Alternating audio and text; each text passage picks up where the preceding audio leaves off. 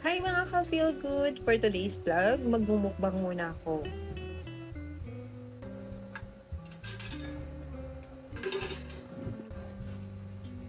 At dahil nagluto si nanay ng dinuguan, so ayan, dinuguan tayo with chicharon.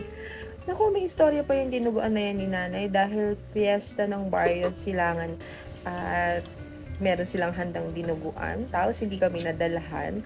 Kaya ayan, nagluto si inay. Baka daw kasi matchan siya.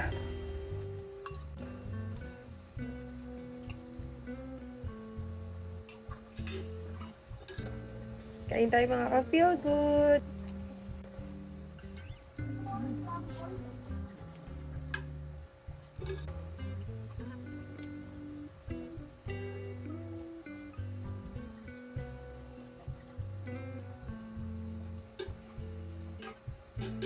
Ma-share ko lang mga ka-feel good, tuwing nagpa-fasting talaga ako, kada meal ko meron akong itlog. It's either scrambled egg, nilaga man yan, or sunny side up.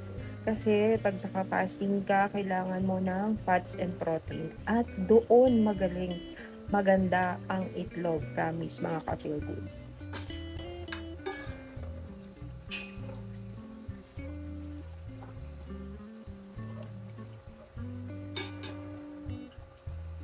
Habang nagfa-fasting kayo, no, yung wala pa kayong kinakain, kailangan nyo ng water intake.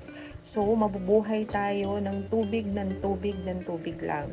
So, yan, 2 liters yan, guys. Actually, nakaubos na ako niyan kanina nung fasting pa ako. Tapos, ayan, pangalawa ko na yan.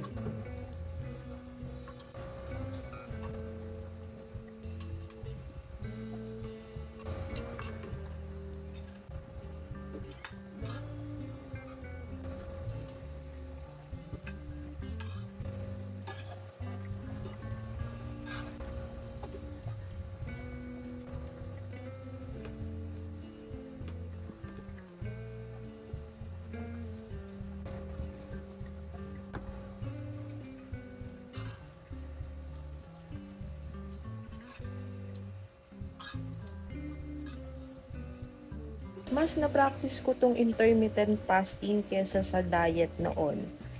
Pag-practice ng practice kasi guys, pag tinatry mo ng tinatry, no, sinusubukan mo, magsimula ka ng 12 hours, madali na yun kasi, tapos 14, pa-increase ka ng pa-increase ng oras na nakapasting ka, mas madali siya. Kasi, hindi ka lang naman kakain dun sa oras ng fasting mo. Tapos, dun sa remaining hours, pwede mo nang kainin lahat.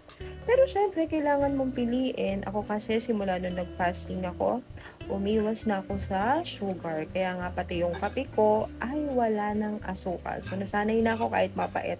Napansin ko humina ako ng kain ng kanin. O di ba? Yun ang maganda, nakatipid ako. Pero napalakas ako sa fruits kasi yun yung magiging source ko ng natural sugar.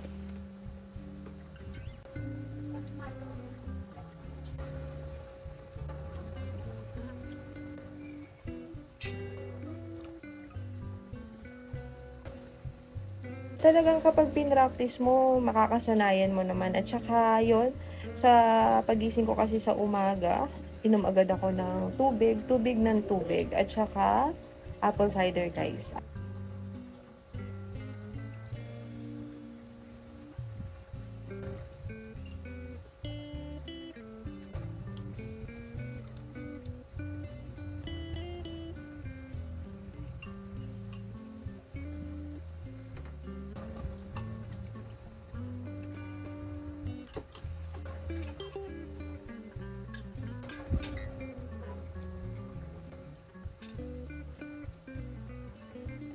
Yung meal ko, hindi yan perfect, mga ka-feel good. Pero okay lang sa akin, basta meron akong meat, fruits, vegetable, at syempre yung egg tuwing kakain ako.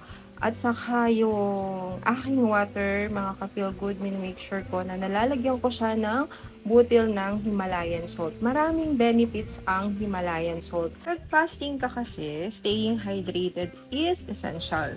And taking sodium and other basic electrolytes will help your muscles, nerves, and circulation function properly.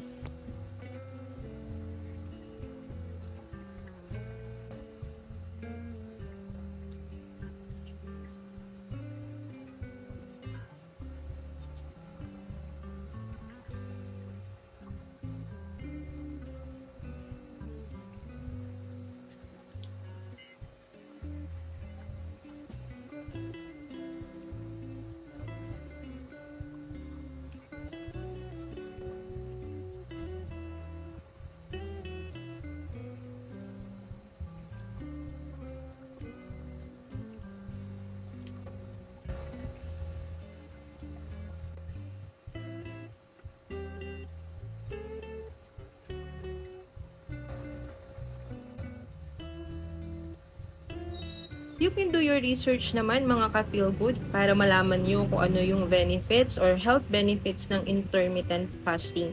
Ako, hindi ko naman to ginawa dahil gusto kong magpa-sexy, gusto kong magpapayat, or gusto kong mag-slim down. Hindi yun, guys. Ginawa ko to kasi nag-iedad na ako. Gusto ko yung health benefits na nakukuha ko dahil sa pagpa-fasting.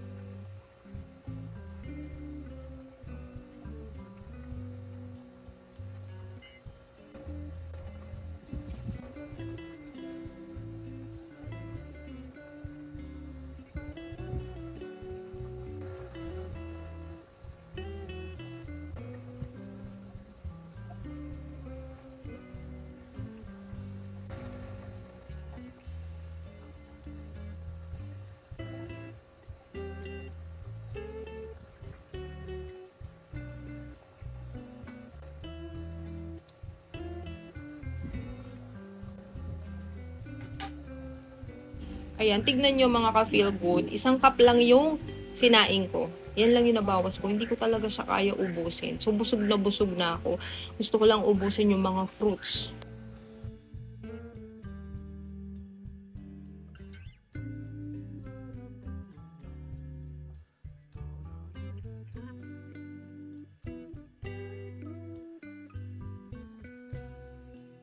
O, ayan mga ka-feel good. Ako'y natutulala na sa sobrang busog. Paano ba yan? Hanggang dito na lang. See you on my next vlog. Bye-bye!